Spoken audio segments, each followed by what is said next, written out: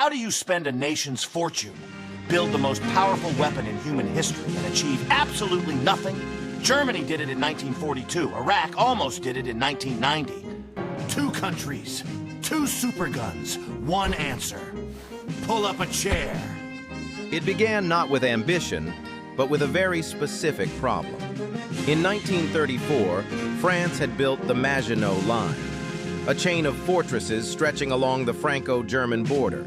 Steel, concrete, underground tunnels, gun turrets sunk into hillsides. The French believed it was impenetrable. Germany needed to prove them wrong. The German Army High Command went to Krupp of Essen with a precise requirement. Design a gun whose shells could punch through 7 meters of reinforced concrete, or 1 full meter of solid steel armor plate, from beyond the range of any French gun that could shoot back. Krupp engineer Erich Müller sat down with his calculations. The answer came back. You need a barrel 80 centimeters wide, a shell weighing 7 tons, a barrel 30 meters long, and the whole assembly well over 1,000 tons. The only way to move something that heavy was on railway tracks. Not 1 track, 2, side by side, specially reinforced, engineered specifically for this one weapon. They named it Schwerer Gustav, Heavy Gustav, after the senior director of the Krupp firm, Gustav Krupp von Bohlen und Halbach. Krupp built the first one for free, a gift to the fatherland.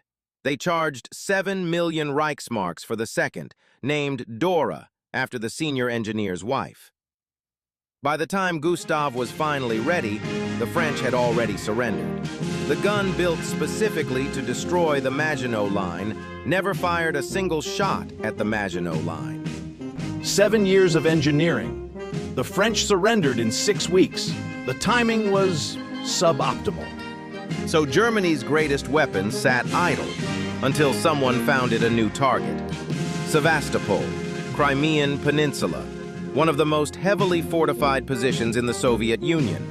Underground bunkers, coastal batteries, ammunition depots buried 30 meters below the seabed, protected by 10 meters of solid concrete.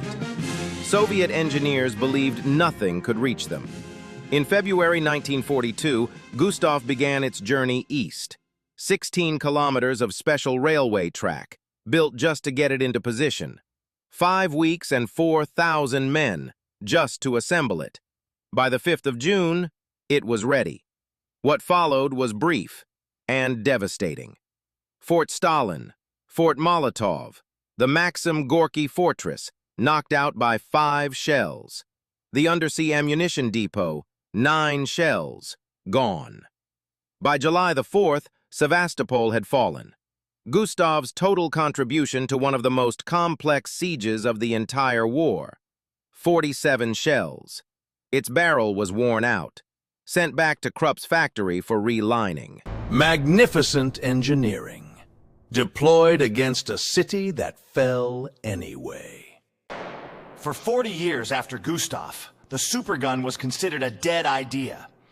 Rockets had replaced guns as the delivery system of choice.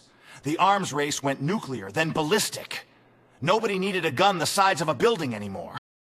Nobody, except one Canadian engineer who never stopped believing, and one dictator who was willing to pay for his dream. The year was 1988, the place was Baghdad, and the gun they were planning made Gustav look modest.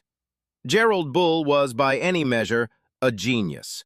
A Canadian artillery expert who had spent decades trying to convince the world that guns, not rockets, were the future of space launch technology. In 1961, working for both the U.S. and Canadian governments on the High Altitude Research Project, HARP, Bull and his team fired weather probes into suborbit using modified Navy guns. The concept was elegant. Use a gun for the first stage of a space launch, removing the most expensive and fuel-hungry part of a conventional rocket. His guns could reach 2 kilometers per second. With the right gas propellant, much faster. But in 1967, the Vietnam War drained military budgets, and HARP was canceled. Bull spent the next 2 decades drifting further from Western governments, and closer to their enemies, selling artillery designs to South Africa in violation of UN sanctions, serving 6 months in a U.S. prison, paying fines, moving to Brussels. By 1981, Iraq came calling.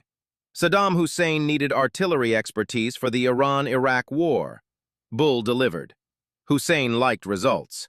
By 1988, Hussein was ready to fund Bull's real dream. Project Babylon.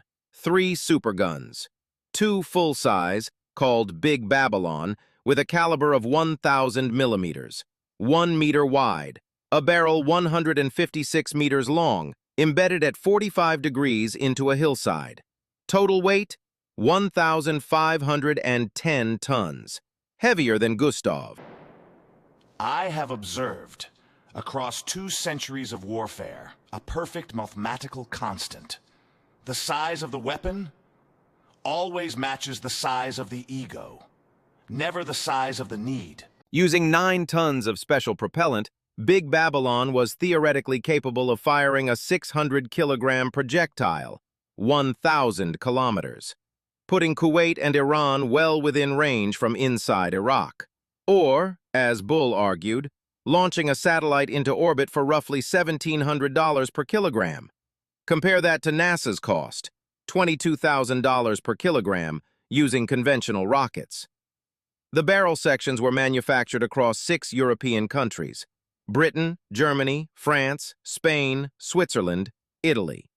Sheffield Forgemasters in England made the enormous steel pipes, listed in export documents as oil pipeline components. By May 1989, the prototype gun, 45 meters long, was completed and mounted on an Iraqi hillside. Testing began. Then, on the 22nd of March 1990, Gerald Bull returned to his apartment in Brussels. He put his key in the door.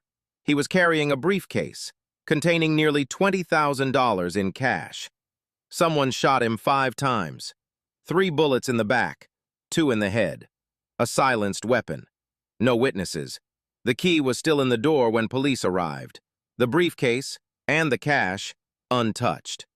No killer was ever identified. Mossad was the primary suspect, not for the supergun itself, but for Bull's parallel work improving Iraq's ballistic missile technology. Others pointed to American, British, or South African intelligence. Some even suspected Iraq itself. Nobody was ever charged. Nobody ever will be. 2 weeks after Bull's assassination, British Customs seized the Big Babylon barrel sections at the port of T-Sport. Iraq invaded Kuwait 3 months later. Project Babylon was over before a single full-size shot was ever fired. The barrel sections, the gun that never fired, now sit on permanent display at the Royal Armories at Fort Nelson, Hampshire. Big enough to crawl through, a monument to an idea that died with its creator in a Brussels doorway. 50 years apart, the same mistake, built bigger, not smarter. History is a patient teacher with remarkably poor students. Same time next week.